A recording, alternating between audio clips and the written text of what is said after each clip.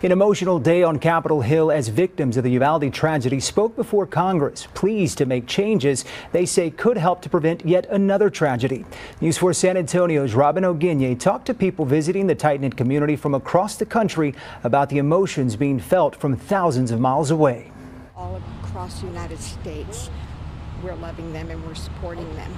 Beverly Baker says she could have stayed in her home in central Ohio and prayed for the families of Uvalde. Instead, she made the 24-plus hour trek to visit, to talk and pray with the people here.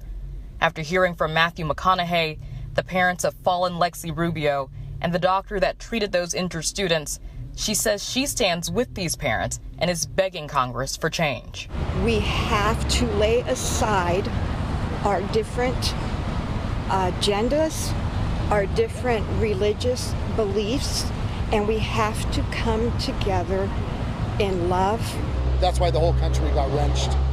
We can all feel the sting of death in the middle of it all, and we can all mourn with them. Parents to 4 kids, Jason and Stephanie McNutt, were on a trip to Tennessee from their home in Arizona.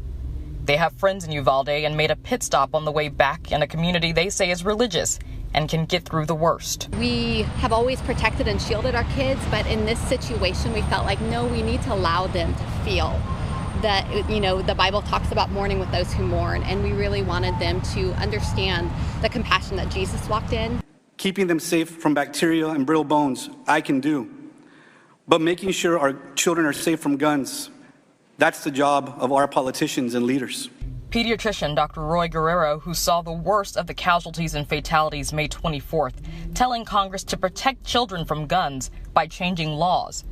I asked the couple their thoughts about the call for changes from the Capitol, a topic that's caused major division. For me, I don't think that more laws are going to heal a sin issue. I'd love to see some regulations put in place. There's no reason why a kid should ever have access to an AR weapon. It really needs to come down to the heart and to personal accountability of those that are around each other, to be very, very aware instead of having our heads down.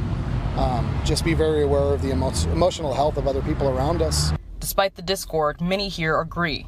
Uvalde is strong and will only get stronger. And at times like this, when we lose our children and we have parents that are going through unimaginable pain.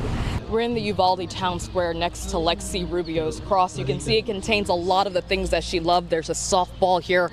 Her mom mentioned that she wanted to go to St. Mary's on a softball scholarship. There's a book here. We know that her parents read to her when she was a baby in the womb.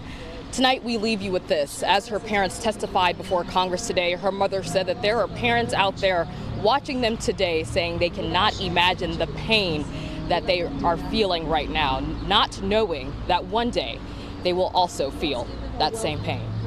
Reporting in Uvalde, I'm Robin Oginye.